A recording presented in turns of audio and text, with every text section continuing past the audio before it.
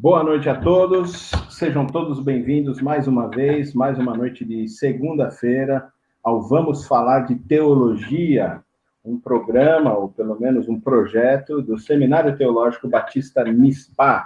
Eu sou o pastor João Paulo Gouveia e hoje nós vamos ter aqui junto conosco, compondo a mesa de perguntadores, questionadores, o pastor Jorge Cacuto, que é diretor do Seminário Teológico Batista MISPA, o pastor Júnior Martins, também junto com a gente, pastor, professor, não é? Junto conosco aí, como sempre. E hoje nós vamos receber para um tema bastante forte, não é?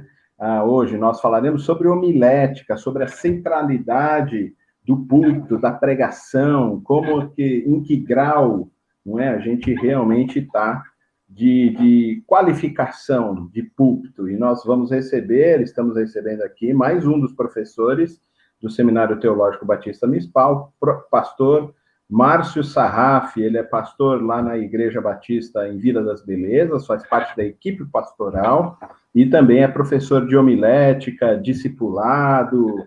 Aí o pastor pode falar um pouquinho mais. Pastor Márcio, seja bem-vindo ao Vamos Falar de Teologia. Pastor João, um prazer muito grande participar deste encontro. Antes de tudo, eu quero demonstrar minha gratidão a Deus de fazer parte do corpo docente do Seminário Teológico Batista MISPA e também agradecer a Deus de participar desta live, desta transmissão, canal do YouTube do nosso seminário. É um prazer estar com vocês. Muito bem, antes dos pastores falarem, o pastor Júnior Martins e o pastor Jorge Cacuto, eu já vou entrar fazendo uma pergunta que nos bastidores me disseram que a gente já vai arrumar confusão com os músicos da igreja. Mas eu queria perguntar para o senhor, a Bíblia, ela deve ser central, o púlpito deve ser central na liturgia da igreja, ou a gente pode dar vazão tranquilamente, tomando o espaço do púlpito para músicas, cantos, instrumentos na igreja? Como é que o senhor vê isso? Nós somos de tradição batista, né, João? A Igreja Batista, ela se notabiliza em sua história pela centralidade da palavra de Deus na sua liturgia. O espaço que o púlpito ocupa, ele não pode ser dividido, não pode ser minimizado, fragmentado, né? Então, nós, é claro que devemos favorecer o trabalho musical na igreja, no louvor, na adoração, mas nenhuma parte do culto se sobrepõe ou supera a centralidade da palavra. O púlpito é central na liturgia da Igreja Batista e entendemos que o púlpito ele deve ser central na liturgia de qualquer igreja, tanto do ponto de vista de tempo, quanto de qualidade, de espiritualidade, de preparo, enfim, nós vamos falar sobre estas coisas hoje. Pastor Cacuto? Pastor Márcio, nós estamos falando de homilética, certo? Seria interessante trazer algumas ideias do que é que isso significa exatamente. Homilética é a arte da retórica, é a arte da explanação de um argumento, pensando em termos eclesiásticos, em termos de igreja propriamente dito.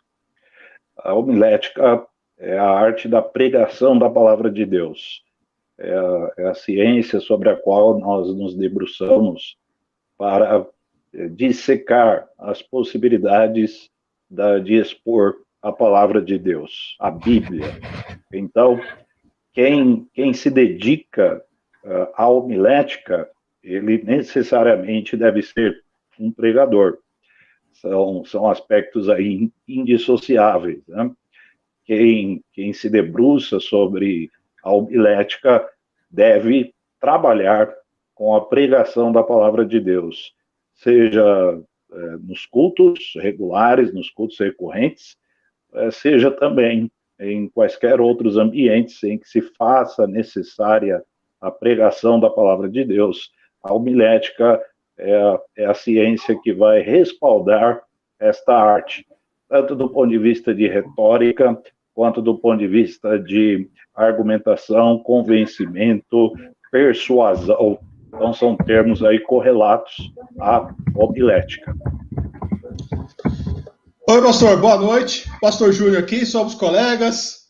Bom estar aqui de novo bom estar de novo aqui na live, aqui nossa terceira live, né? Um assunto aí bastante importante, bastante relevante para a gente. Você já deu aí algumas definições de homilética, arte da retórica. Aí eu vou te fazer uma pergunta que talvez seja um pouco óbvia, mas eu queria que você trabalhasse um pouquinho. Quem pode pregar? Quem está habilitado para pregar? Como é que a gente enxerga numa pessoa a capacidade de pregar e de ocupar o púlpito? Bom, nós entendemos pela palavra de Deus, sobretudo no Novo Testamento, que a pregação da palavra de Deus numa igreja, ela é de responsabilidade pastoral. Ela, eventualmente, pode ser aí compartilhada com algum líder da igreja, por alguma data específica, mas isto é exceção, isto é raridade. No dia a dia da igreja, a responsabilidade, a prerrogativa de função na pregação da palavra é do pastor. Nós entendemos isso do ponto de vista neotestamentário.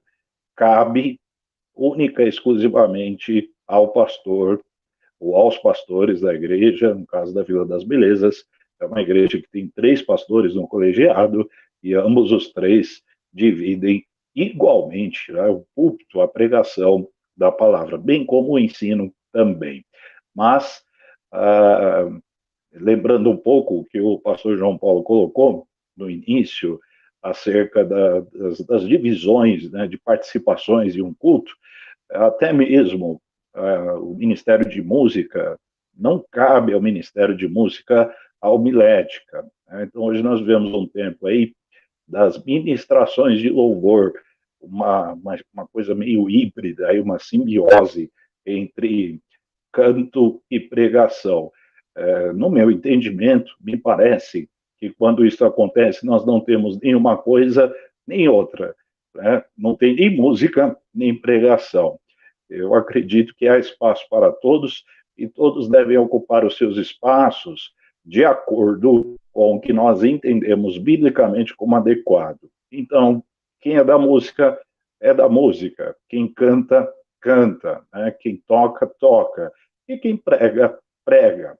Então, o pastor, diante de Deus, ele tem esse ofício, né? O ofício pastoral, ele é o oficial da igreja para a pregação. Para isto ele se prepara, para isto ele está respaldado pela própria igreja. A igreja, uma igreja séria, ela vai querer que o pregador seja o pastor. Ela vai querer, ela vai exigir, ela necessita, inclusive, de que a pregação seja feita, seja exposta, seja entregue por alguém de direito e alguém em condições. Portanto, em suma, pastor Júnior, púlpito não é lugar para qualquer um.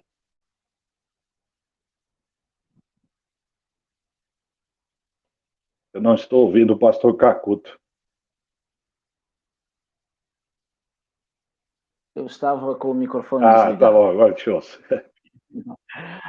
Boa explanação e, por favor, queira adiantar mais nesse assunto sobre homilética e sobre pregação. Vem cá, existe uma forma válida para a apresentação do sermão, a pregação, ou existem vários métodos que o pregador pode fazer uso? E se existe, se existe vários métodos, qual é a sua preferência e por quê? Sim, existem vários métodos e nós temos de considerar sempre a tradição, nós temos sempre de considerar a história, a herança que nós recebemos, o legado que está em nossas mãos. Ninguém está querendo inventar a roda aqui, ninguém está querendo descobrir a América, mas é sabido que o método da pregação expositiva é o método mais adequado, mais eficaz de se pregar a palavra de Deus. Isto não é um achômetro, né? Nós estamos aqui elucubrando, conjecturando. Isso é histórico. Nós vamos falar um pouco rapidamente, né? Não vai dar tempo da gente aprofundar, mas nós vamos citar grandes pregadores, pregadores da história bíblica, pregadores da história da igreja, pregadores recentes, pessoas que nos influenciam, e é sabido que o método da pregação expositiva é o método mais adequado. Isto não significa que os outros métodos, que são também historicamente e cientificamente testados e são válidos, eles não são importantes, claro que são.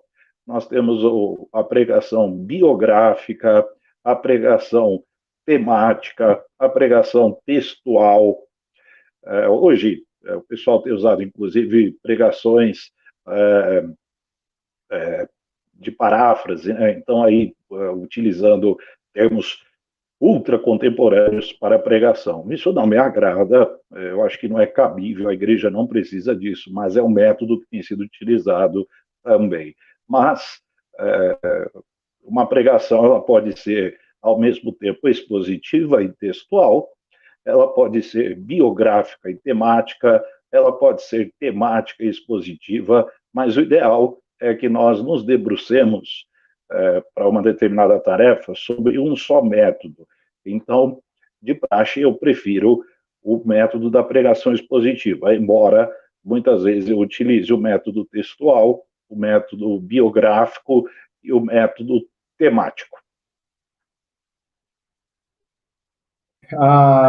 Eu quero aproveitar para falar com todos que estão assistindo a essa live, vamos falar em teologia pelo YouTube, que você pode ir lá mesmo no YouTube fazer a sua pergunta para os pastores da mesa, de preferência, óbvio, para o especialista da área, o professor Márcio Sarraf, e a gente vai lendo as perguntas e vai passando aqui.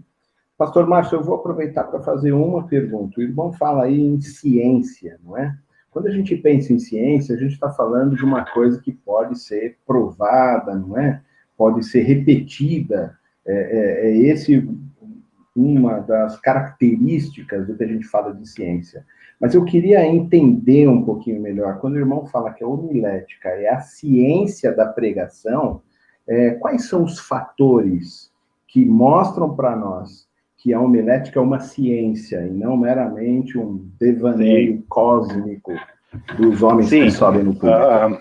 Primeiro, pastor João, nós nos valemos aí, nos utilizamos de aspectos na preparação e na exposição de um sermão, e esses aspectos, eles respeitam regras que já foram testadas, regras verificáveis, regras aplicáveis, portanto, neste aspecto nós estamos chamando a homilética de uma ciência.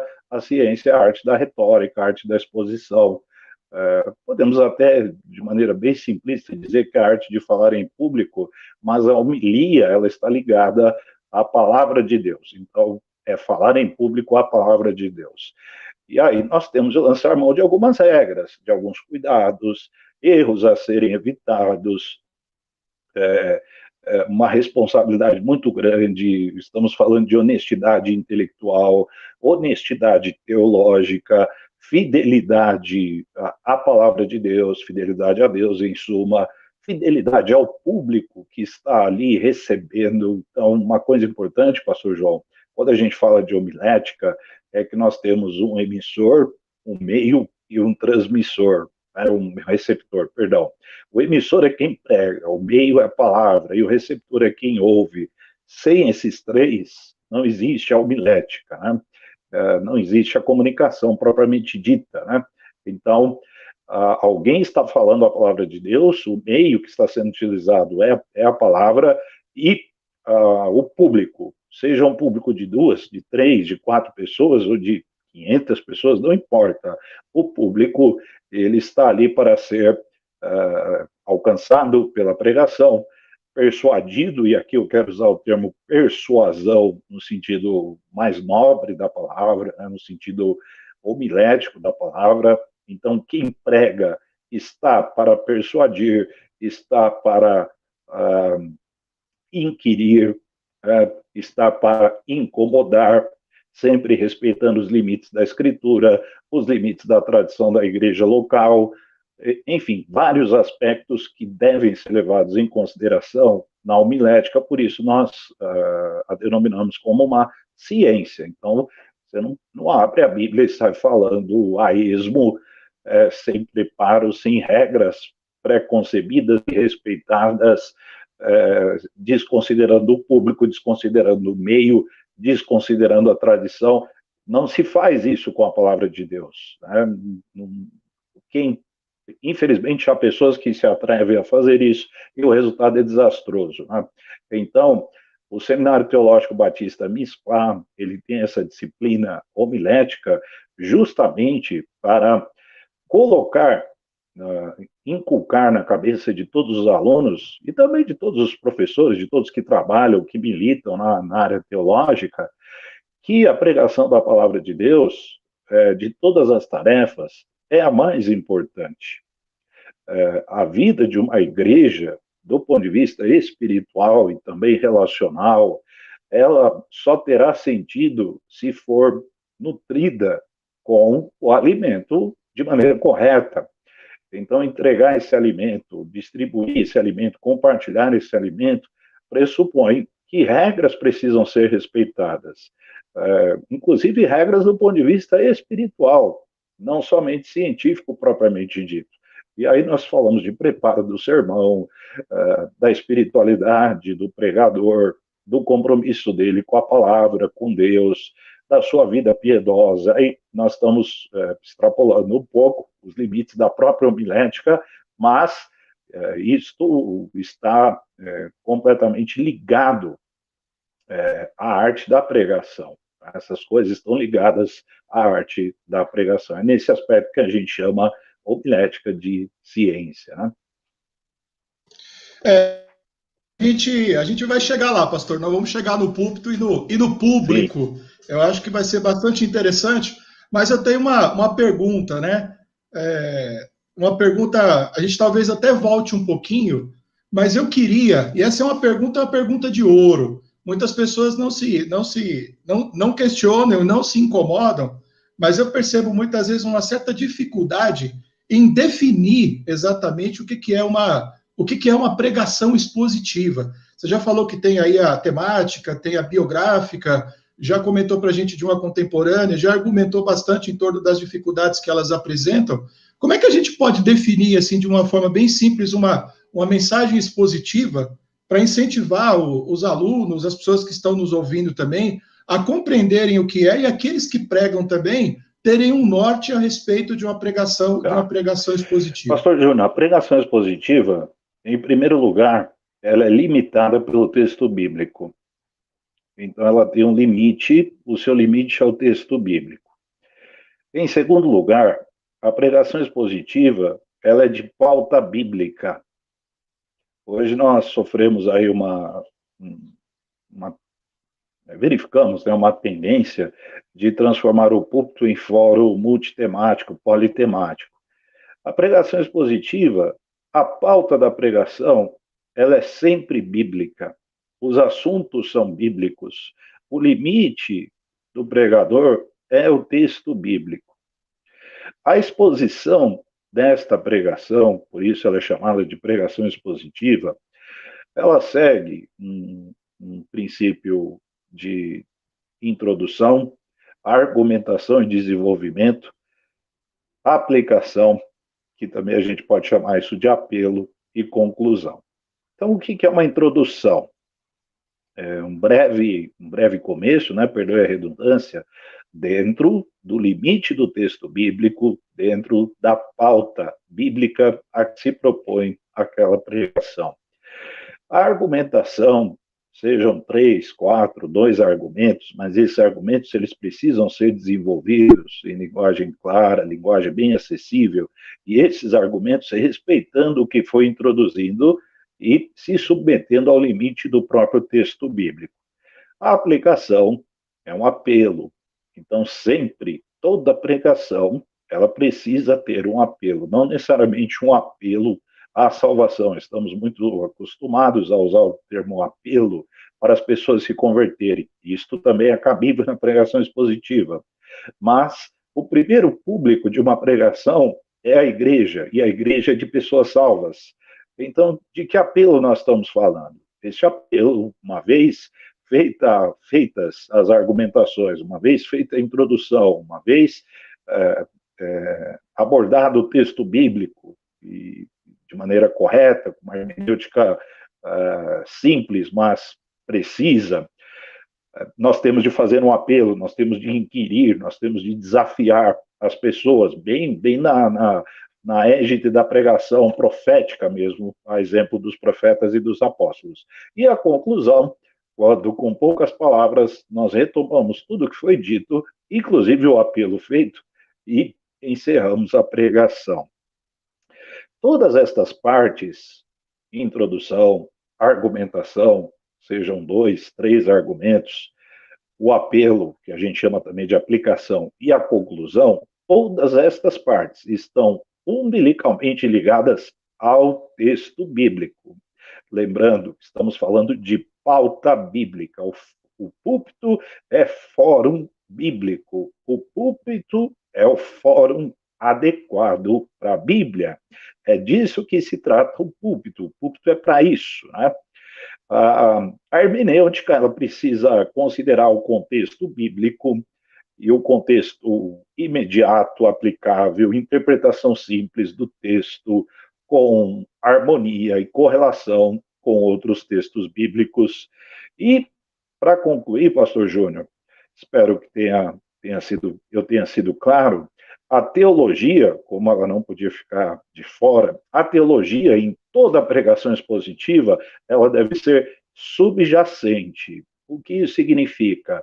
A teologia está ali, ela está na pregação, mas ela não ocupa o lugar principal, ela não tem primazia sobre o texto bíblico. A teologia, portanto, ela está nas entrelinhas, ela é subutilizada a partir da consideração do texto bíblico. Ela é uma ferramenta, ela é um acessório e, portanto, a teologia ela deve ser subjacente de modo a destacar o texto bíblico e o seu ensino claro.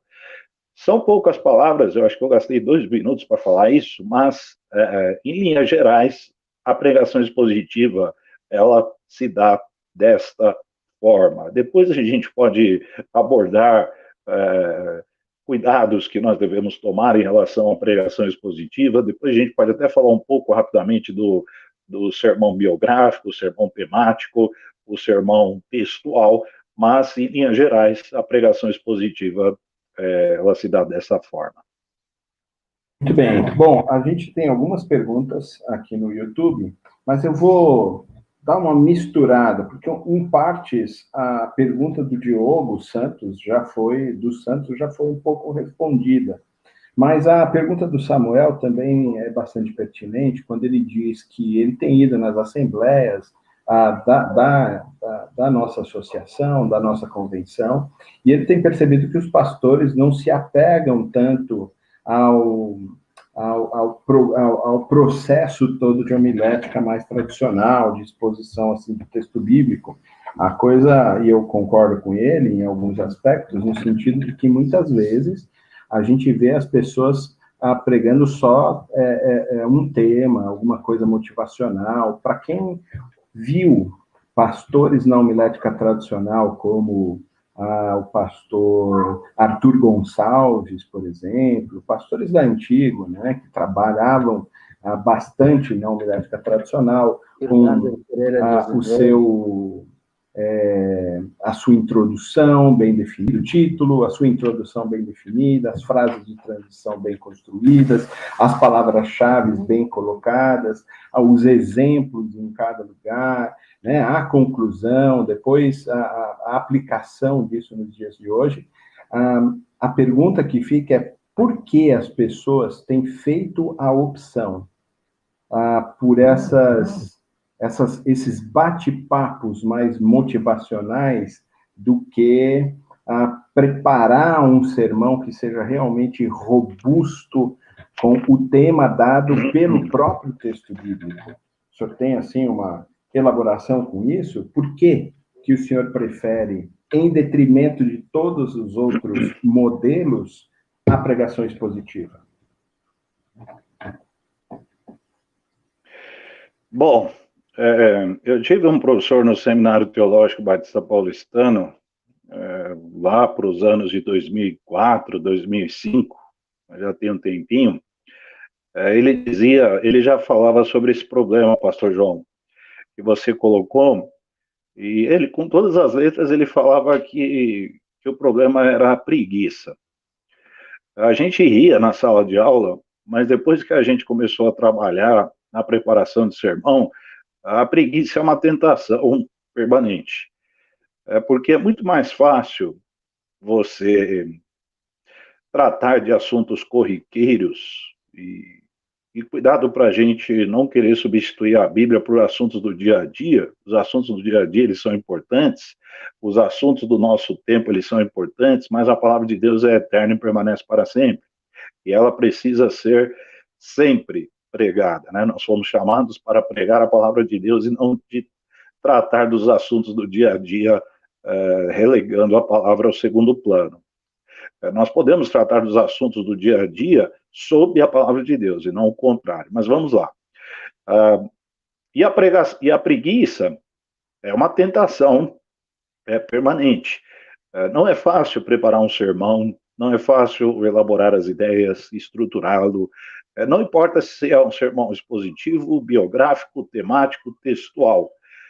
Todo sermão, ele requer, ele implica, ele pressupõe dedicação. E um pastor, ele é chamado por Deus para pregar. E uma igreja confere a autorização a este pastor como seu oficial, né, como oficial da igreja, e ele precisa ter honestidade intelectual e honestidade para com o seu público, honestidade para com a sua liderança, de tratar com esmero, né, de se dedicar a uma pregação. É gritante a diferença entre bate-papo espiritual e pregação da palavra. Hoje a turma tem, inclusive, enveredado para o stand-up gospel, né? Para pregações motivacionais. Então, aquela pessoa que o palco, para ela, é pequeno, é pouco, né? Então, ele se torna ali uma espécie de astro, né? Um astro-rei ali no púlpito. E aí ele usa, assim, os artifícios da oratória, da retórica, mas com um conteúdo altamente duvidoso. Isso é uma coisa. Então, nós estamos falando da perspectiva do pregador. Da perspectiva do público, é bem verdade também, pastor João, que o nosso público... E aí a gente não precisa ter dedos para falar sobre isso, porque é prerrogativa nossa a gente apontar quando estas coisas são verificáveis. O nosso público hoje ele está mais afeiçoado com coisas de fácil digestão. O que eu quero dizer com coisas de fácil digestão? A palavra de Deus, embora ela seja leve, ela seja agradável, ela tem também um componente de apelo, de transformação pessoal, de mudança, de chamar pecado de pecado, de não ser eufemista. Nesse sentido, a palavra de Deus ela é pesada. E as pessoas, por causa do espírito do nosso tempo, da geração em que a gente vive, as pessoas estão sempre pisando em ovos, muito melindradas, sempre afagando o ego, com o advento aí da rede social, da alta exposição do indivíduo em detrimento do coletivo, as pessoas elas estão ávidas por coisas que satisfaçam as necessidades antropocêntricas, as necessidades emocionais, e até certo ponto da própria razão, mas não estão ávidas para confrontamento espiritual. E toda pregação, vocês sabem disso, vocês 3 pastores e outros que nos acompanham, toda pregação, ela tem um componente de confronto, ela tem um componente amargo, muitas vezes. Teve um episódio na Bíblia em que o livro, né, a palavra de Deus, ela foi comida, né, e ela tinha um gosto doce, mas depois ela tinha um gosto amargo, né, e ela tem essa dualidade, né, e nem a parte doce da palavra as pessoas estão muito ávidas, né, então tudo muito superficial, tudo muito raso, é o espírito do nosso tempo. Agora, não é por causa disso que nós vamos, então, adaptar um modelo de pregação em que a pregação da palavra se torne no bate-papo. Por quê? Nós vamos contrariar a tradição da igreja. E se tem uma coisa que me é muito cara, é a tradição da igreja. Eu sempre penso o seguinte, pastor João, uma coisa que as pessoas fazem há 2000 anos, e esta coisa dá certo, o atrevido que quer mudar isso, ele está flertando com a insolência, com a indolência, com a irresponsabilidade, e, infelizmente, isso tem acontecido muito, por isso o nosso rebanho está passando fome, né? O nosso rebanho, muitas vezes, está subnutrido, e ao menor abalo nas estruturas, o rebanho desmorona, o rebanho é dissipado, porque não tem um alimento sólido. E eu não vejo como alimentar solidamente o rebanho se não for por uma pregação bem construída, bem constituída. Bate-papo, qualquer um bate. Bate-papo em boteco, você pode bater papo sobre Deus tranquilamente. Agora, quando se fala de pregação num culto, a conversa é outra, né? Pastor Márcio, a gente ainda está um pouco no pregador, e eu sinto que a gente já está começando a migrar para o próprio púlpito e para a relação com o público, e estão aparecendo aí algumas perguntas boas aí no chat, e a gente vai voltar nelas. Mas eu queria, talvez até uma última ainda, pensando aí no pregador, como é que o pregador se prepara para pregar? Não só o trabalho dele durante a semana, quais são os requisitos que ele tem que procurar, as coisas que ele tem que ter, o tempo de preparo, quanto tempo leva para preparar um sermão, como é que é esse processo até o momento de estar ali no púlpito entregando a mensagem do Senhor para a igreja? Como é que você enxerga isso aí? Bom, pastor Júnior, a preparação do sermão, ela é trabalhosa. Quando a gente pensa numa pregação responsável, como nós dissemos ao longo de toda essa transmissão, nós estamos falando de trabalho árduo, de trabalho pesado. Então, nós precisamos juntar aí aspectos espirituais, aspectos técnicos e aspectos também de administração de tempo e de limites, né? Então, trabalhar com limites. A pregação, ela é limitada pelo próprio limite do pregador, inclusive, né? Muitas vezes nós entramos em conflito porque queremos pregar algo que a nossa capacidade espiritual, teológica, intelectual, ela não permite que a gente avance sobre aquilo. Isto acontece. Então, são conflitos, são lutas, são trabalhos que vão minando aí a energia e o tempo do pastor ao longo da semana. Então, nós já ouvimos falar de pessoas que levam aí 5, 6 horas para preparar um sermão, outras pessoas gastam 10 horas, né? Já ouvi gente falar que demora 15 horas para preparar um sermão. É claro que nós não estamos falando disso num dia só, então a pesquisa, o comentário, de repente o recorte do texto exige algo muito substancioso.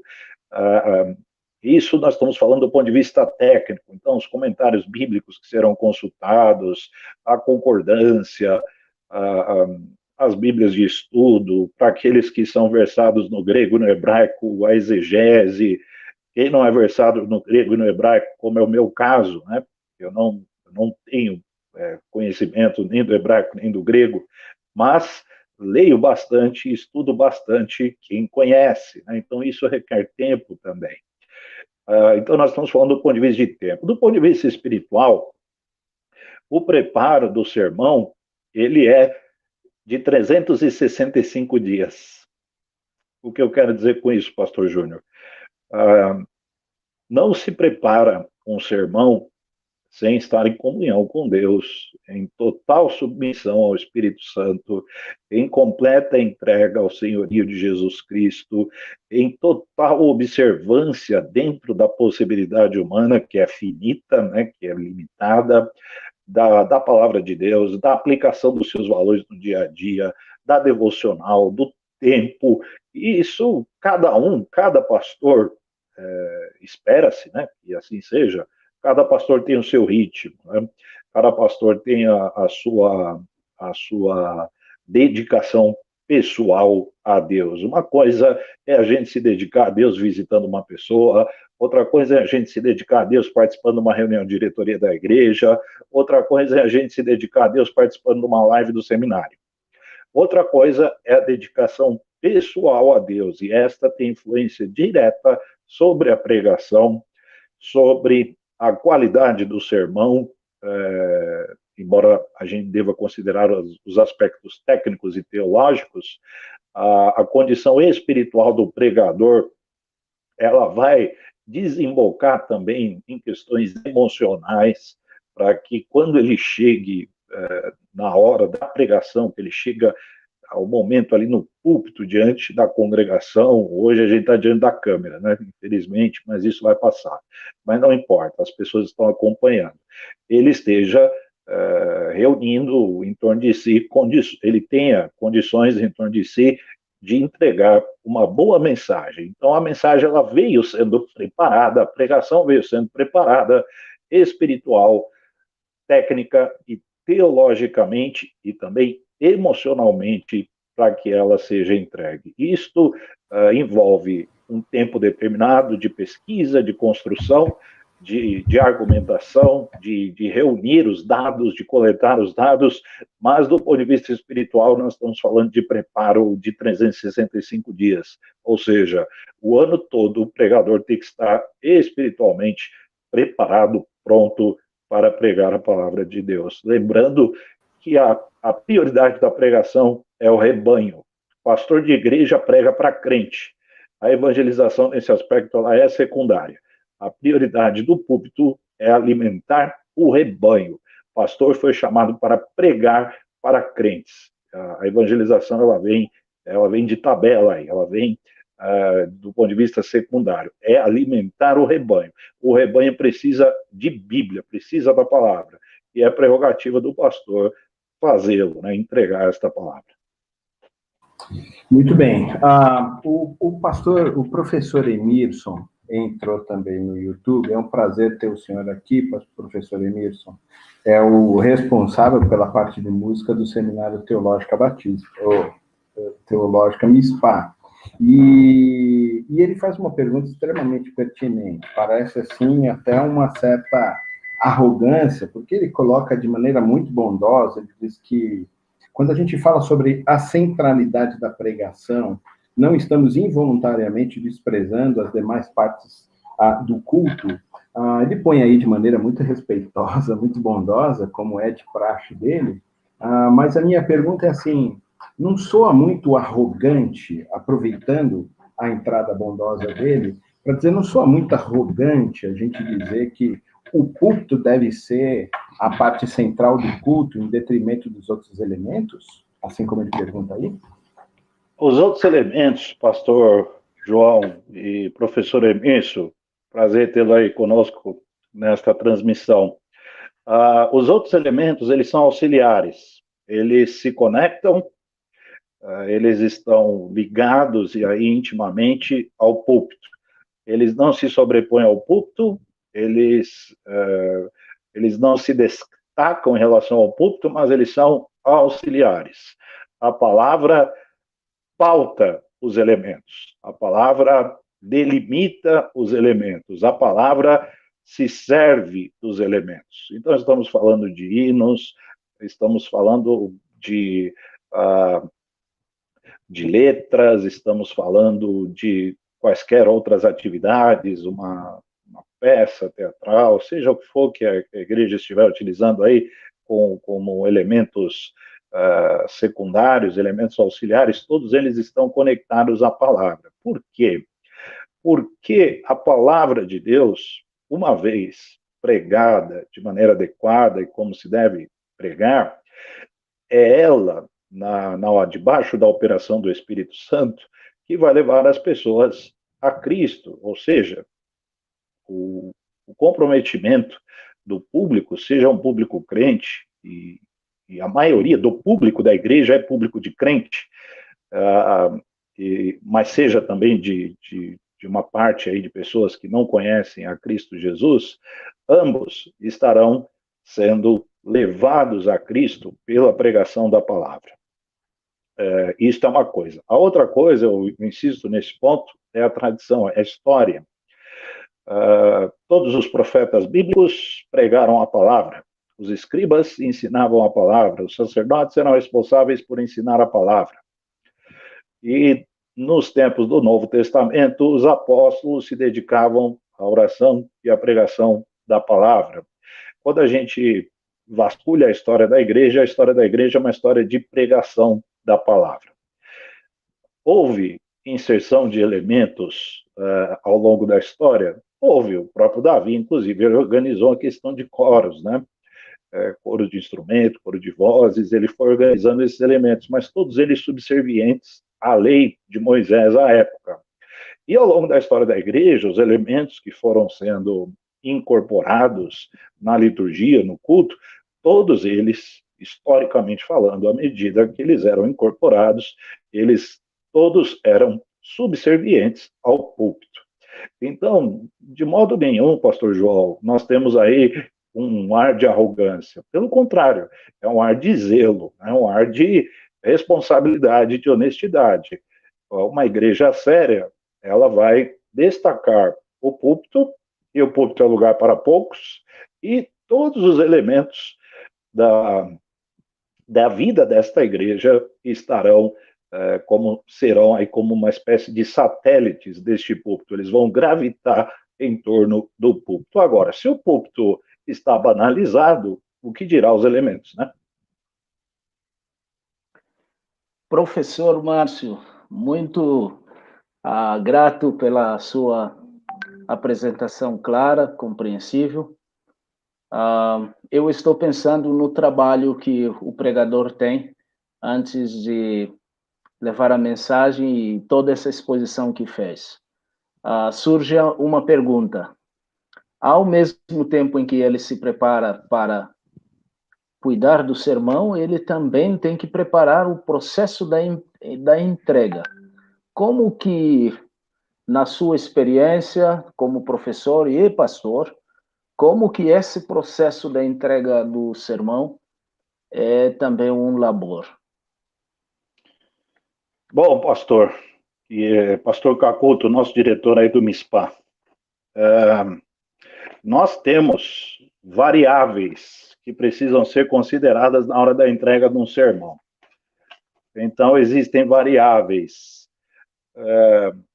pessoais, que nós poderíamos dizer, que tem a ver ali com o estado, com a condição do pastor na hora da pregação, e podemos ter ali uma condição de saúde não tão adequada, podemos ter uma questão emocional e até mesmo espiritual.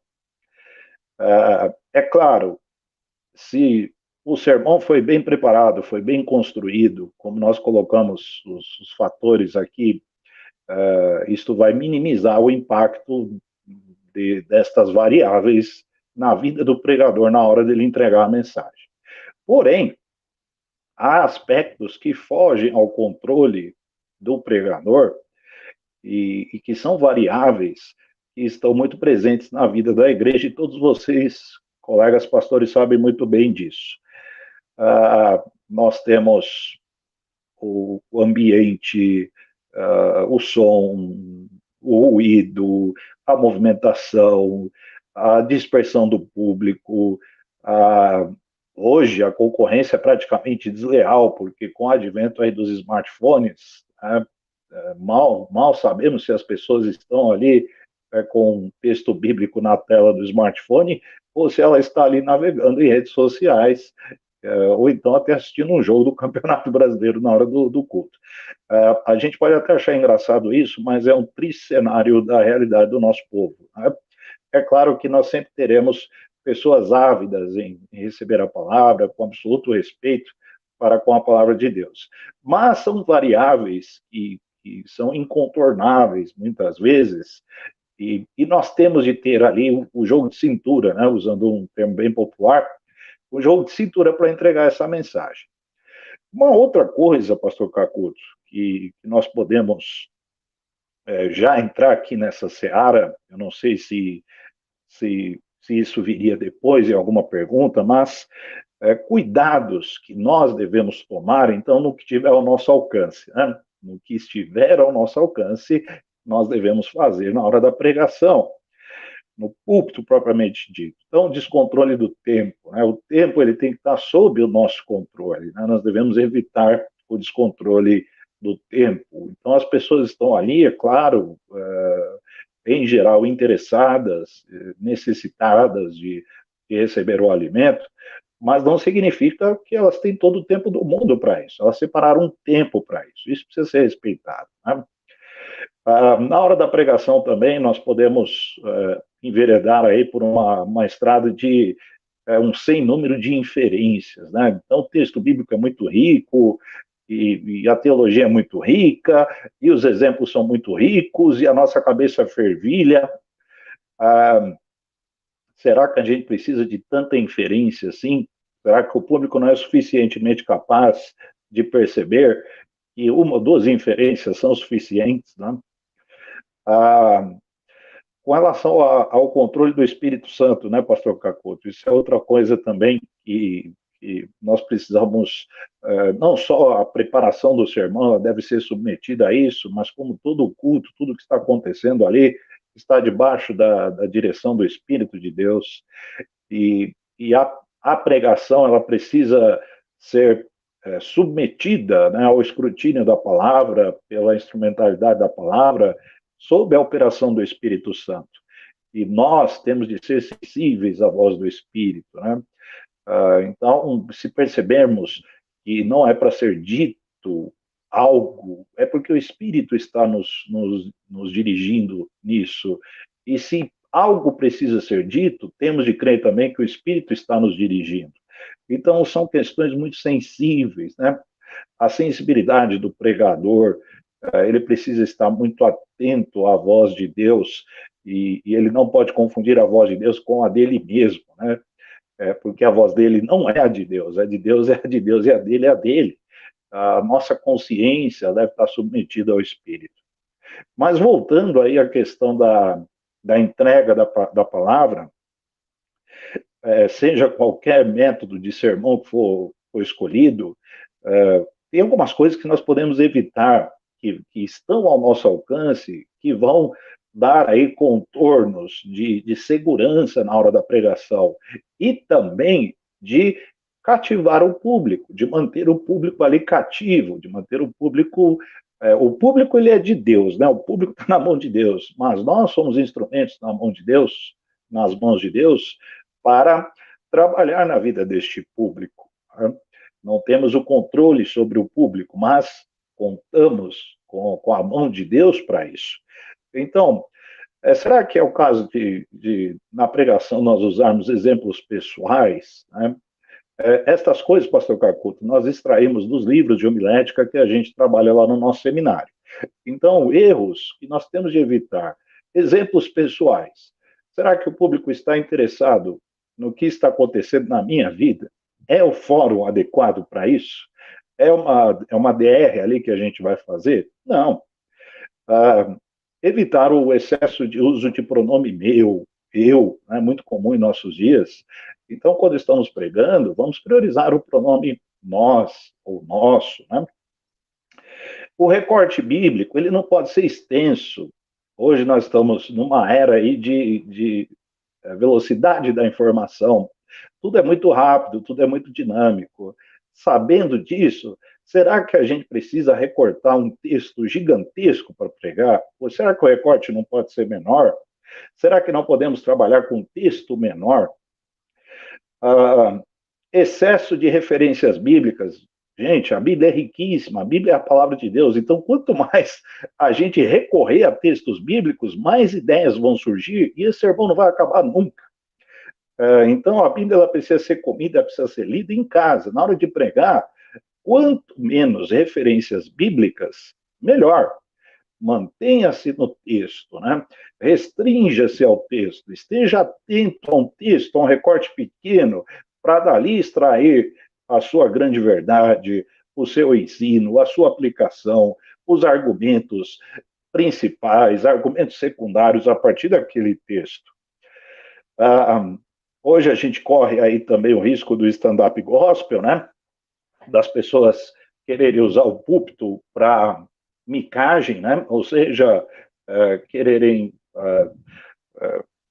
manter as pessoas cativas através de suas habilidades cômicas e também de histórias. Então, às vezes a gente ouve pregação, o cara parece um contador de história, né? Pô, se eu quero um contador de história, eu vou assistir o Forrest Gump, eu não preciso ir numa igreja ouvir uma pregação, né?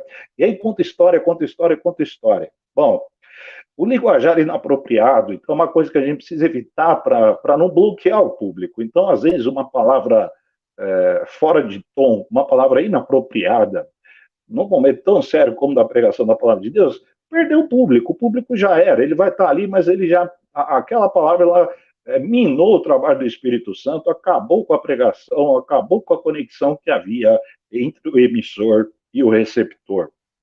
Vícios de linguagem, então usar muito né, meu, cara, vixe, estas coisas que são comuns no nosso dia a dia, na hora de entregar a palavra de Deus, essas coisas não são cabíveis, né? Eu vou ter muita dificuldade de ouvir um pregador falando né o tempo todo, meu o tempo todo, cara o tempo todo. Eu vou ter essa dificuldade. Eu sei que o público ele é abrangente, ele é muito genérico, muito aberto, né? Mas nós temos uma tradição, temos uma história de homilética, temos um legado de homilética, e isso precisa ser preservado. E quando uma igreja tem um pastor para entregar uma mensagem, ela não espera que esse pastor seja refém de vícios de linguagem, né? Não é uma conversa de porta de escola, de porta de bar, é a pregação da palavra de Deus. Erros de português também, na hora da entrega da mensagem, eles são fatais para perder o público. Então, nós vai, nós vem, vai perder o público. Você pode pregar a mensagem maravilhosa do Evangelho, mas se errarmos, sempre erramos no português, mas se os erros forem grotescos, nós vamos perder o público. Isso são os livros de homilética quem dizem, tá? Nós percebemos isto na história da pregação. As pessoas buscando uma linguagem clara, objetiva, de convencimento e respeitando também as regras, né? Concordância verbal, então plural é plural, singular é singular. A gente vai misturar singular com plural, vai perder o público. A locução, então uma locução clara, uma locução previsível, com começo, meio e fim. Temos de evitar também, pastor Cacuto, só para fechar essa parte, a prolixidade, a verborragia, vocabulário rebuscado. A gente pode até lançar a mão de uma palavra mais rebuscada, se ela for corroborar o que nós estamos dizendo. Então, explique o que é a palavra, né? Explique para o público. O público não é obrigado a entender vocabulário rebuscado. O público também não está afim de prolixidade, verborragia. Temos de ser concisos, claros, objetivos, porque a pregação da palavra de Deus ela sofre uma concorrência terrível, inclusive da parte das trevas. Sempre vai haver alguma coisa, sempre haverá alguma coisa para atrapalhar a pregação da palavra de Deus. Então, nós estamos falando ali da hora da pregação, tantas coisas que precisam ser levadas em consideração, o tempo da pregação. Será que eu preciso pregar 1 hora? Será mesmo que eu estou achando que as pessoas vão ficar 1 hora ouvindo uma pessoa falando da palavra de Deus com o espírito desse tempo de velocidade da informação que a gente vive hoje? Por mais que o pregador seja profundamente eloquente, será que é cabível hoje 1 hora e meia de pregação? Isso foi possível tempos atrás, talvez hoje não seja mais. Prolonguei aí um pouco, mas eu precisava falar dessas coisas também na hora da entrega da mensagem, né? Pastor, a gente está com 1 hora de live, eu acho que está na hora da gente entrar num bate-bola. Tá. Aí a minha pergunta vai ser direta. Usa esboço ou não usa e por quê? Usa ou por que não usa? Tá. Eu sempre priorizo o uso do esboço, porque o esboço é uma segurança. O esboço, ele mostra para você mesmo o que você pensou, o que você construiu, o que você trabalhou durante a semana. E considerando as variáveis que nós podemos ter na hora da pregação, variáveis pessoais, emocionais, fisiológicas, inclusive, e as variáveis de público, o esboço é um aparato de segurança, é um aparato de tranquilidade na vida do pregador. Eu respeito e eu conheço vários pregadores que pregam infinitamente melhor do que eu, ainda bem, e eles não usam esboço, mas conheço outros que pregam também tão bem quanto esses outros colegas, e eles usam esboço. Então, fica aí para critério de cada um. Eu quero só ressaltar aqui também a presença do pastor Dilson Nóbrega acompanhando a gente, pastor da Igreja Batista lá em Parelheiros. Seja bem-vindo, apesar de todos os outros alunos e irmãos de igrejas que estão participando, bastante gente, mas queria ressaltar aí a participação do Dilson. O Felipe Oliveira faz uma pergunta, não é? E eu vou emendar uma maldade aí nisso. O texto deve guiar o sermão ou o tema deve guiar o texto? Essa é a pergunta dele. Mas eu quero emendar. Um tempo atrás, a gente viu na internet um famoso pregador fazendo uma inferência sobre a mulher samaritana.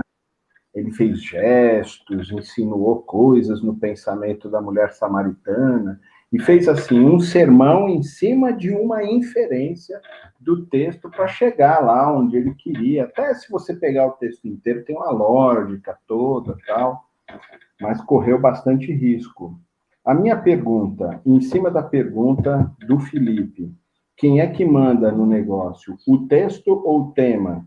A minha pergunta é, vale a pena a gente colocar tantas inferências no Então, texto? pastor João, a gente já está falando isso desde o início, né? A pregação, ela é sempre limitada pelo texto. Ela é a partir do texto, pelo texto, objetivando o texto, considerando o seu contexto. Tá? Perdoe aí a repetição, mas é isso. O texto limita a pregação. O texto, ele é a mola propulsora, ele é o eixo, ele é o centro da pregação. Senão, a gente não precisa pregar a palavra de Deus, a gente prega o que der na nossa cabeça. E eu acredito que nós não fomos chamados para pregar o que dá na nossa cabeça, o que a gente acha. Aliás, quanto menos a gente achar, melhor. Né? Vamos procurar o que o texto acha, né? Vamos atribuir a nossa pregação ao texto. Então, sempre o texto limita a pregação. E a pauta do púlpito é sempre bíblica. Nunca é o que a gente acha, nunca é o que a sociedade acha, nunca é uma demanda do espírito do tempo. A pauta do púlpito é bíblica. Púlpito é fórum bíblico, é lugar de Bíblia. Se a gente quer tratar de política, de sociologia, de ideologia, de filosofia, se a gente quer tratar de quaisquer assuntos, o púlpito não é um fórum adequado para isso. Tem lugar para isso. Tem lugar de fala, tem academia, tem um monte de lugar para isso. Púlpito é lugar de Bíblia. O Esdras, quando ele inaugurou a história de púlpito, porque foi o Esdras que fez isso, foi para a palavra. Então a gente segue essa tradição. Se a gente quiser falar de outra coisa, desce do púlpito e a gente conversa. Mas no púlpito é só Bíblia e vamos que vamos. Certo, Pastor Márcio.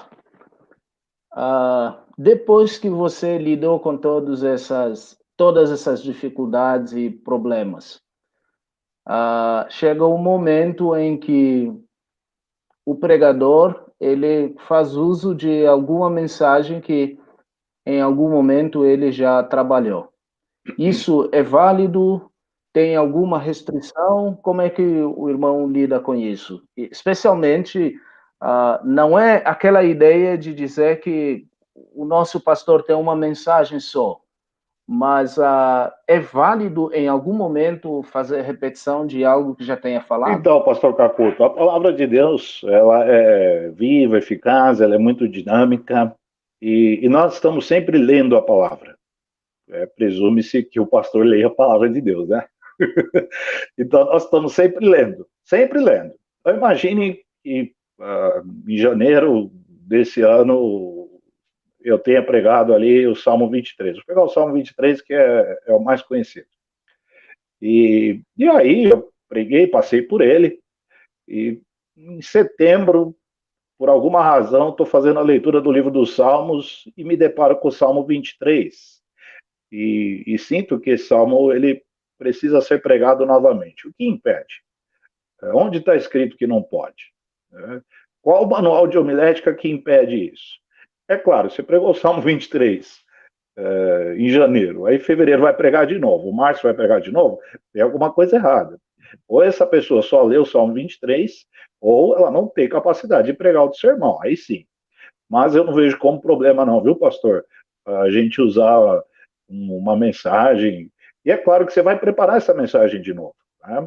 Porque aquele momento ali em que a gente se debruça sobre o texto é um momento diferente em relação àquele em que a mensagem foi pregada anteriormente. Então, há sempre o que melhorar, sempre o que apurar ali. E uma coisa, uma pessoa que prega um recorte bíblico apenas, ou um tema bíblico apenas, ou ela se detém muito sobre determinado aspecto teológico bíblico, apesar da mensagem ser bíblica, não significa que essa pessoa está sendo bíblica, porque a Bíblia precisa ser pregada toda. Todos os temas bíblicos precisam ser abordados. Toda a palavra de Deus precisa ser pregada. Então, a pessoa que só fala de escatologia na pregação, ela não está sendo bíblica, embora a sua mensagem seja bíblica. Essa é uma diferença interessante. Então, nós temos de pregar tudo que diz respeito à palavra de Deus. Eu não posso ser simpático à ideia de antropologia na Bíblia. E as outras ideias, né? Eu não posso ficar falando só de pecado. A Bíblia tem outros assuntos. Eu não posso falar só de amor. A Bíblia tem outros assuntos. Então nós temos de equilibrar isso e às vezes vai acontecer da gente ter de repetir uma mensagem. Mas é o time disso acontecer que é importante controlar, né? Interessante a pergunta do pastor, mas ele foi muito bondoso de novo. Os pastores são bonzinhos, né, para perguntar, e eu vou fazer uma maldade com o irmão. Bom, eu já preguei várias vezes, a gente que prega bastante fora, os irmãos sabem disso, todos nós 4 aqui pregamos fora em outras igrejas e pregamos várias vezes o mesmo sermão. Mas a pergunta é o seguinte: dá para fazer um Ctrl+C com pregações de outros pregadores? Dá para a gente pegar o sermão, a ideia do cara e pregar no domingo na igreja? Ô, pastor João, eu acho que a gente não precisa disso, né? Ele pregou, ele preparou o sermão, ele tem o público dele. Por que eu preciso lançar a mão de algo que está intimamente ligado a um outro público, a um outro contexto, e querer aplicar para a minha vida e para a vida da igreja com a qual eu lido. De novo, a tentação da preguiça, ela é real, e por mais que a preguiça ela tenha uma questão aí lúdica, né, uma questão até de brincadeira e da gente falar, é um sujeito preguiçoso, a preguiça pode levar uma pessoa a fazer isso e, de repente, o rebanho vai estar sendo alimentado com pão de outro. Né? Será que precisa disso? Então, cadê a honestidade intelectual? Cadê a honestidade teológica? Cadê a ética? Tem uma série de coisas aí envolvidas. Né? Vamos trabalhar, gente. O pastor foi chamado para pregar. Então, se a função precípua nossa não for bem exercida, então vamos arrumar outra coisa para fazer. Se nem um sermão a gente consegue preparar bem, e pregar bem, entregar bem, e ser honesto, intelectual e teologicamente, então a gente está brincando de ser pastor. A função precípua do pastor é pregar. As outras coisas são acessórias. Se ele o fizer, ótimo. Se ele tiver condições, ótimo. Se ele tiver talento e habilidade, ótimo. Mas cuidemos da função precípua bíblica, neotestamentária. O ofício pastoral é o ofício da pregação. Ninguém na igreja vai pregar como o pastor prega. Ninguém vai conhecer Bíblia como o pastor conhece. Ninguém. Ou ele assume esta posição, ou ele precisa arrumar outra coisa para fazer. Pastor, deixa eu só fazer uma colocação. Alguém me perguntou aqui, a gente não vai voltar no assunto, né? Vamos continuar ainda em frente. Tá. Mas alguém me perguntou aqui no WhatsApp aqui o que era inferência. Eu fiquei imaginando que talvez seja dúvida de alguns, mas basicamente a gente define como alguma coisa que está no texto ou não está no texto, e muitas vezes o pregador ele faz uma referência indireta a alguma coisa no nosso tempo, que seria até uma espécie de um anacronismo, e acaba desviando as pessoas do tema principal. E o João até deu o caso lá da mulher samaritana, que foi do espermáticos, que deu até uma conotação, um certo sentido sexual para aquela conversa, e aquilo não está no texto, tá? Então, a inferência seria isso. Mas a minha pergunta é uma pergunta a respeito do pastor ali no púlpito e das lutas espirituais que um pastor vive. Eu vou dizer por quê. Talvez a maioria das pessoas que estão nos ouvindo, das nossas ovelhas, até dos nossos alunos, eles dificilmente vão ter uma oportunidade de ouvir alguém falando a respeito disso. Então, por exemplo, é muito comum você ver pregadores mais inexperientes, eles estão muito nervosos, aí eles chegam no púlpito e pedem desculpa, meu joelho está tremendo, eu estou aqui, e a gente aprende, né, pelas regras da homilética lá, da exposição da oratória, a gente não mostrar essas coisas para a gente não corromper a mensagem, não chamar atenção para a gente quando o foco é a mensagem. Mas o fato é, os pregadores vivem lutas espirituais no púlpito ou só eu? Não, você não está sozinho não, viu, pastor Júnior?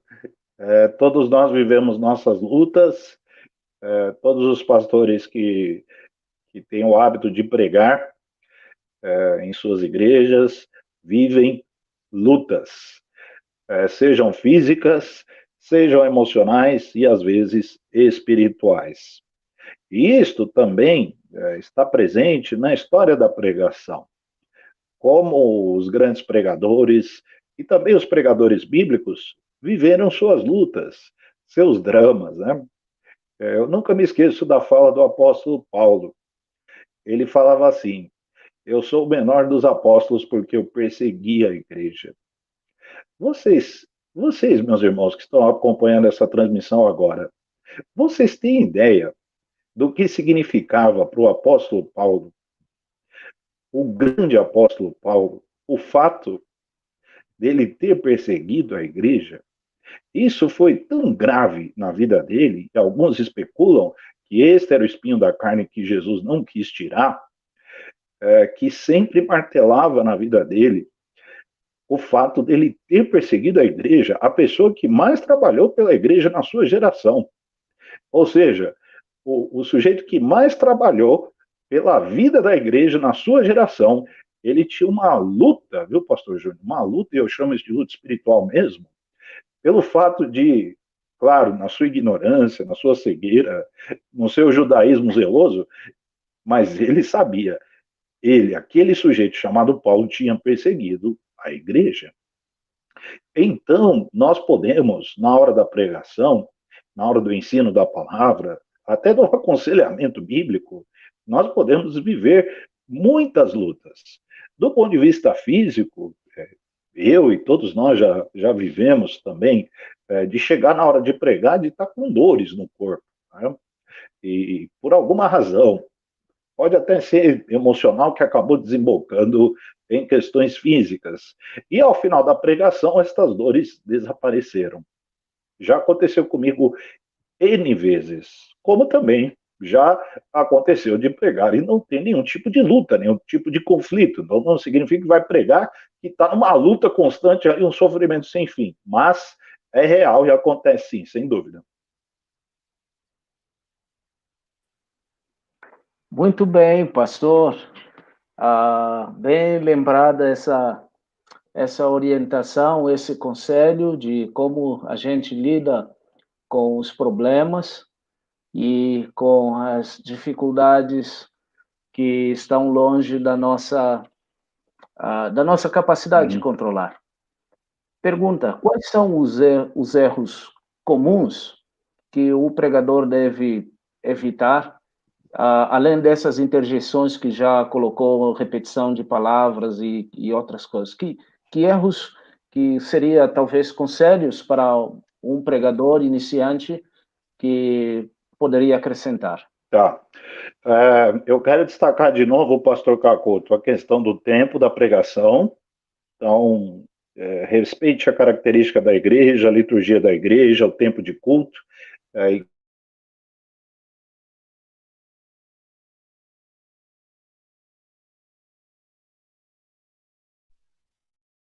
Muito bem. Deu aí uma travadinha. Voltamos aí?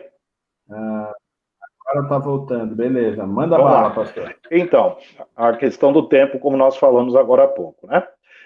Uma outra coisa, o limite do próprio pregador, pastor Cacuto. Então, se nós não temos capacidade para abordar determinado assunto, aprofundar sobre determinado texto, explorar determinado conceito teológico, bíblico, que a gente se abstenha, ou então que a gente imponha limites para que a integridade do texto bíblico não seja transgredida. Né? Um erro, então, que a gente precisa evitar também, saber o limite da nossa capacidade. Tem gente que acha que prega mais do que prega, né? Eu espero que eu jamais caia nessa tentação, espero que nenhum colega meu também caia nisso, mas é perigoso. Uma outra coisa que a gente pode trabalhar a fim de criar um bom ambiente para a pregação, evitando ali erros comuns, é aquela falta de empatia com o público. Né? Então, tentar se colocar no lugar do público, eu acho que isso é uma coisa muito importante. Aquele público que está ali, que está atento, que está procurando aprender a palavra de Deus, a gente precisa criar empatia. Pode ser que tenha ali algum problema de relacionamento, alguma coisa, tudo pode ser resolvido, nós sabemos disso. Então, se colocar no lugar do público, as pessoas estão ali com um propósito, todos são filhos de Deus, o Espírito Santo está operando, então a empatia com o público também, e levando em conta aí todas as questões que já falamos, espirituais, técnicas e teológicas na preparação da mensagem, acredito que a empatia para com o público, né? Se colocar no lugar do público, ser simpático ali em relação ao público, são coisas que a gente não pode desprezar. Pastor, o Samuel, ele faz aqui uma pergunta, ele fala sobre um tema anual, e também, mais lá para cima, fala também o Everton, sobre essa pregação, assim, de sermões que são sequenciais. Então, escolhe lá o livro dos Salmos, então prega lá 150 sermões, fica 3 anos falando sobre os Salmos lá no culto, né? A pergunta que realmente fica para mim é o seguinte, em vista dessa pergunta que eles fizeram, vale você preparar um sermão e quando chegar no culto, você perceber o ambiente que você está inserido e você trocar o sermão e o tema do que você ia falar, assim, lá em cima do púlpito. Se fizer isso, tem algum erro? Ou você não ouviu Deus na hora de preparar o sermão? Ou você não está ouvindo agora? Tem erro nisso? Pode fazer ou não pode? Pode ou não pode trocar o sermão na hora do... Tá. Com relação à pergunta do Samuel, pastor João, eu acho que a gente corre um perigo de trabalhar com tema anual, a gente pode correr o perigo de deixar de ser bíblico. Porque apesar do tema anual ser um tema bíblico, e o resto da Bíblia? Eu não tenho resposta para essa pergunta. Então, toda a Bíblia precisa ser pregada. Então, nós vamos trabalhar um ano no livro de Salmos. E os outros 65 livros? Como é que fica? Será que a gente não precisa dar uma passadinha por eles? Então, é perigoso a gente se ater demasiadamente sobre um tema, um livro, e ficar martelando isso. Talvez a igreja vá passar fome e a gente não saiba. Vamos lá. De novo, um pregador, ele pode pregar a Bíblia sem ser bíblico. Então, nós temos de ter conteúdo bíblico, nós temos de ter a mente bíblica. E, para isso, toda a palavra, todas as correlações, os temas bíblicos, eles pululam, né? Eles estão aí o tempo todo borbulhando em nossa frente. A gente precisa trabalhar com eles. Lembrando, o púlpito é lugar de Bíblia, toda a Bíblia precisa ser pregada. Com relação à tua pergunta, pastor João, é muito difícil uma pessoa ter a capacidade de trocar um sermão de uma hora para outra a minutos da pregação. Mas não é impossível. É difícil, mas não é impossível. E se a pessoa tem capacidade homilética, retórica, de oratória, de dar conta disso, Deus te abençoe. Siga seu caminho, vá em frente. Eu confesso que eu morro de medo disso acontecer comigo. Se acontecer, eu não sei se eu vou ser teimoso e vou continuar pregando a mensagem que eu preparei. Não sei.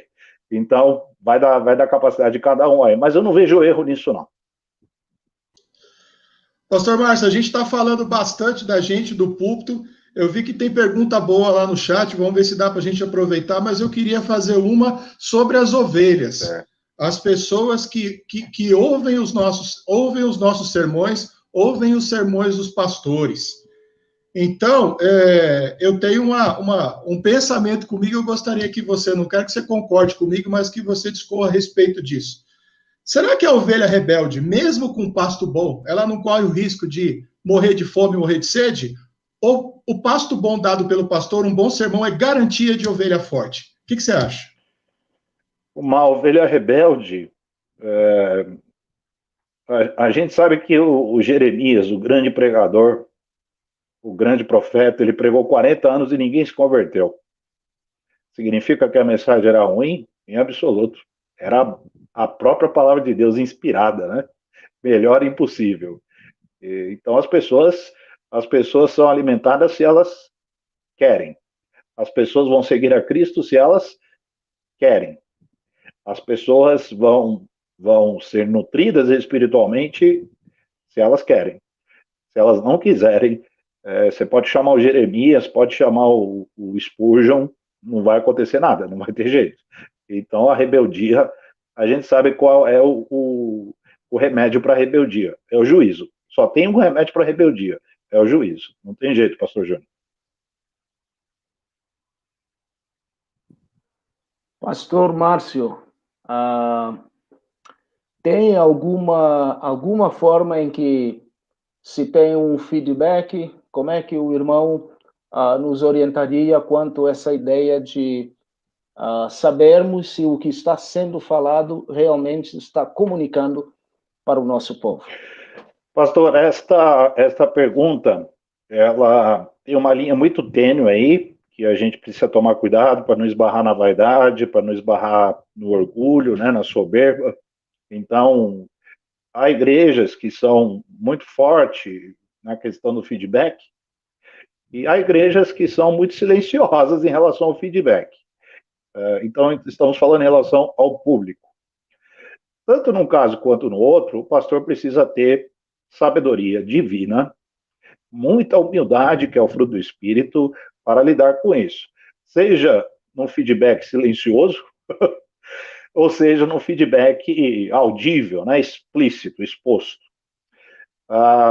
Mas, com relação à honestidade teológica, intelectual, bíblica, pastor Cacuto, eu acho que isso é suficiente para sabermos que o alimento está sendo dado adequadamente. Então, pregamos com a consciência livre, tranquila no Espírito Santo, com segurança bíblica, com exercício hermenêutico, com hermenêutica honesta, com teologia subjacente. Então, púlpito não é de teologização, púlpito é Bíblia, a teologia é um acessório da Bíblia, e aí a gente trabalha todas as questões e prega a palavra.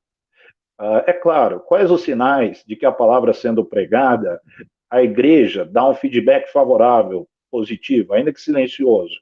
O fortalecimento espiritual da própria igreja, o crescimento da igreja, a conversão de pessoas, transformação de vida, restauração de vida, arrependimento, confissão, engajamento com a igreja local, compromisso missionário, aí uma série de coisas, o fruto do Espírito sendo cultivado, tudo isso é resultado da pregação, gente.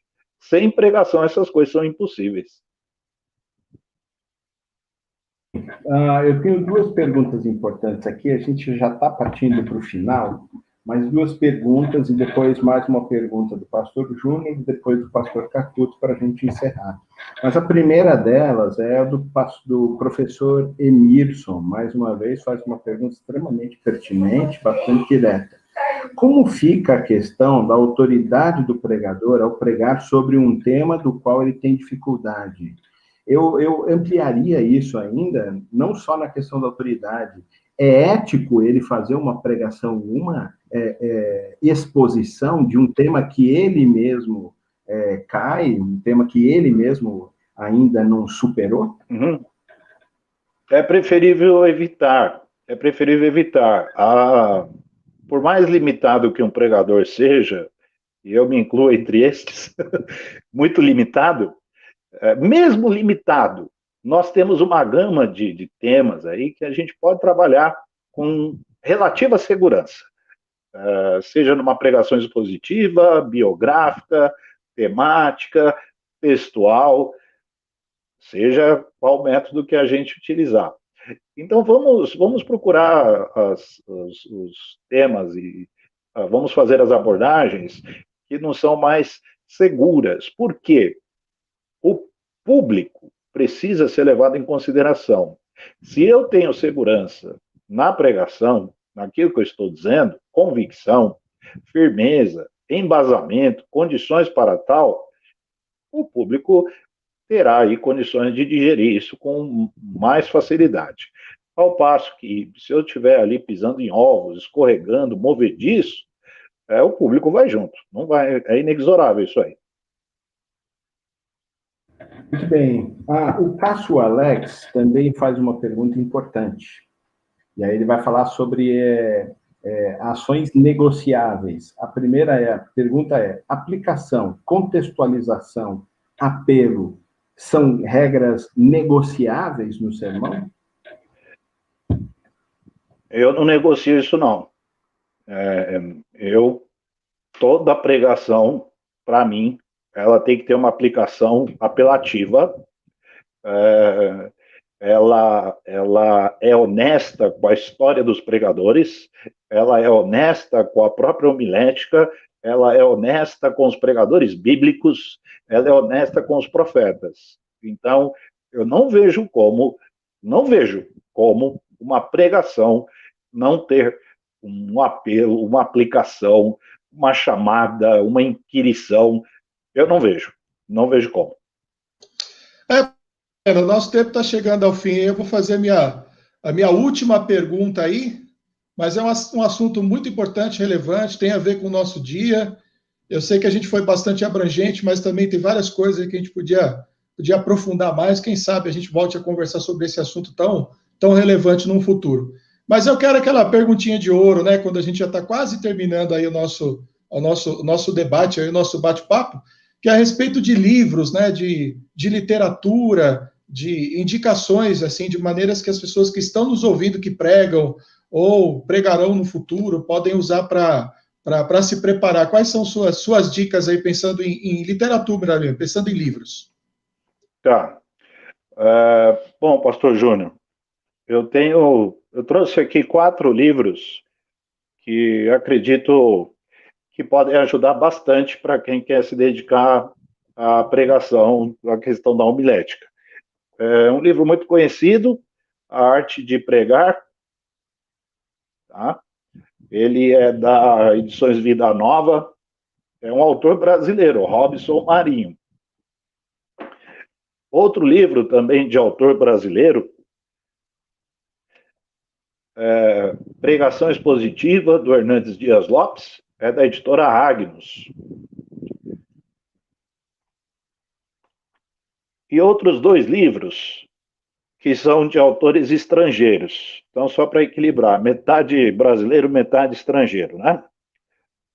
Esse aqui mais falando do perfil do pregador, do John Stott, Edições Vida Nova. E também da Edições Vida Nova, Pregação Expositiva, do David Helm. Nós temos uma literatura muito vasta em homilética, mas eu acredito que estas peças aqui, elas são necessárias para quem quer se aventurar aí na estrada da homilética. Eu não sei se é cabível a gente falar um pouco, pelo menos citar os nomes de pregadores. Não sei se dá para fazer isso agora. Cita pelo menos uns 3 aí, pastor. Cita pelo menos uns 3 aí para gente. Tá. Só 3? Bom, deixa eu fazer o seguinte. Eu vou citar pregadores bíblicos. Josué e Esdras, João Batista e Pedro e Paulo. Quero ficar com esses. O Pedro, vocês sabem que na história da pregação é atribuída a ele a maior concentração de conversão da história da pregação. 3.000 convertidos, né? Bom, aí, gente, vamos lá. Deixa eu separar aqui, vai 4 pregadores estrangeiros e 4 pregadores brasileiros. Charles Spurgeon, William Taylor, Martin Lloyd-Jones, deixa eu pegar aqui o mais recente, John MacArthur. Pregadores do Brasil. Vamos lá. Tem tantos, hein, gente? Deixa eu pegar aqui. Vai, Isaltino Gomes Coelho Filho, Israel Belo de Azevedo, Russell Shedd e Irland Pereira de Azevedo. Eu tenho uma lista bem grande aqui, mas eu vou ficar só com esses. Tá bom? Muito bem, pastor. Quase terminando e... Quase não. A minha última pergunta tem a ver com algo que nós vivemos no finalzinho da década de 80 e começo da década de 90, era mais problema do que é hoje, que é justamente a questão de dias especiais. É válido fazer um trabalho voltado para o Dia das Mães, Dia dos Pais, Natal, e já deu tanto buchicho. Como é que o pastor lida com isso? Tá certo. É possível, pastor Cacuto, nós trabalharmos com datas especiais, pensando que elas não serão recorrentes, elas não vão ocupar a temática da pregação ao longo de todo o ano. Eu não vejo problema. É claro, todas estas coisas devem ser limitadas pelo texto bíblico, submetidas ao escrutínio do texto bíblico. Então, vamos falar de Dia das Mães? Vamos falar pela Bíblia. Vamos falar do Dia dos Pais, vamos falar do Dia das Crianças, culto de missões, culto de Natal. casamento, ou seja, tudo que é data especial, é possível que tudo isso seja submetido à escritura. O pregador ele tem que ter habilidade para fazer isso. Não é um bicho de 7 cabeças, não. É possível. E lembrando, o evangelho ele pode ser pregado em toda ocasião. Pregue a palavra, a tempo e fora de tempo. Eu conheço pastor que fazia apelo em velório. Então, ele pregava o evangelho todo tempo. Então, é isso aí. Vamos pregar o evangelho, vamos pregar a palavra. Pode ser no dia das crianças, no dia das mães. Natal é o nascimento de Jesus, né? Então, Páscoa, ressurreição, morte e ressurreição, todas as datas especiais cabem o evangelho. Todas elas são subservientes ao evangelho, elas passam pelo escrutínio do evangelho. Chegando ao fim, quando o irmão falou sobre os pregadores bíblicos, e falou de Pedro, né, um grande pregador, é que a gente ainda não sabe quantos se converteram quando Jonas pregou, aquele sermão muito ruim que ele pregou, que a gente chama de alegria dos estudantes, né, seminaristas, não é, que fazem sermões muito ruins, e vem para a gente e diz, mas um monte de gente se converteu lá na igreja. Não foi por causa do seu sermão, foi por causa da ação do Espírito Santo de Deus. Nunca se esqueça disso. Mas eu quero agradecer demais a presença do pastor Márcio Sarraf, a presença do pastor Júnior Martins e do nosso diretor Jorge Cacuto. Vocês dois podem dar aí as despedidas, que depois eu passo para a despedida do pastor Márcio Sarraf. Gente, eu me despeço e ao mesmo tempo deixo aí para vocês a nossa dica aí da semana que vem. Semana que vem teremos aí um novo professor, um novo assunto. Vamos comentar, vamos aproveitar bem esse tempo aí, tá? A gente está nessa pausa no seminário, mas tem sido um tempo de crescimento e de aprendizado. Compartilhe o vídeo também aí com seus colegas, com o pessoal da igreja, para todo mundo aprender e para todo mundo crescer, tá bom? Pastor Márcio, muito obrigado. Eu acho que a gente trabalhou bastante, tocamos vários assuntos importantes e ficou um gostinho de quero mais. Eu acho que tem umas coisas aí que a gente pode trabalhar no futuro aí, tá bom? Valeu, obrigado. Obrigado eu, pastor Júnior. É um momento de gratidão pela presença de todos quantos têm tornado o nosso bate-papo aqui, conversando em teologia, dialogando e podendo divulgar em várias redes sociais. Então, eu quero agradecer. Eu tenho recebido muitas informações, muitas ligações de como que anda a receptividade do nosso trabalho, e isso realmente é fruto do esforço de cada um de vocês. Eu quero agradecer a presença do professor Márcio. O Márcio é uma pessoa muito, muito séria, muito bíblica, e sempre que fala, ele, usado por Deus, toca os nossos corações. Que Deus continue te usando. Muito obrigado. Amém, pastor Cacuto. Obrigado eu.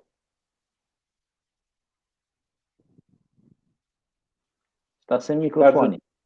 Acho que está desligado o seu microfone, João. É verdade. Eu que mutei porque estava aberto, mas eu estou acostumado com o Júlio e... Mas, mais uma vez, a gente chega ao fim e a gente agradece aí, em nome do Seminário Teológico Batista MISPA, professor Márcio Sarraf, que está aqui conosco, né, esteve conosco aqui, pastor também, um dos pastores da Igreja Batista em Vila das Belezas. A gente agradece muito a sua dedicação, pastor, o seu tempo de estudo, porque isso é uma coisa que a gente também não vê. A gente vê o professor lá durante 3 horas dando aula, não sabe as 10 horas anteriores que ele ficou preparando a aula. E eu agradeço ao senhor, como agradeço aos professores que estão aqui também, e os que estiveram conosco no YouTube, pela dedicação para fazer com que o reino de Deus seja verdade na vida de todos. Muito obrigado, pastor. Obrigado eu, pastor João. Foi um prazer participar aí da transmissão do nosso MISPA. Eu sou grato a Deus por fazer parte do corpo docente. Eu estou no MISPA desde o começo, desde 2014. Já são aí 6 anos. pela graça, e é um prazer servir lá com você, com o pastor Júnior e com o pastor Cacuto. Deus abençoe os alunos e todos que acompanharam essa live. E você, aluno, não se esqueça de que a gente não fechou o seminário. A gente está de stand-by, não é? Uhum. Para fazer as coisas de forma bastante responsável. O semestre que vem está aí, você, então, afie os seus estudos, aproveite esse tempo para você ler a Bíblia, estudar mais, adquirir comentários, já que você não está pagando as mensalidades, não é? Porque está todo mundo em stand-by. Você compre livros, entendeu? Põe em dia as mensalidades atrasadas, olha que maravilha, não é? Mas compre livros, compre comentários, leia o máximo que você pode, leia a Bíblia bastante, estude, não perca o seu tempo.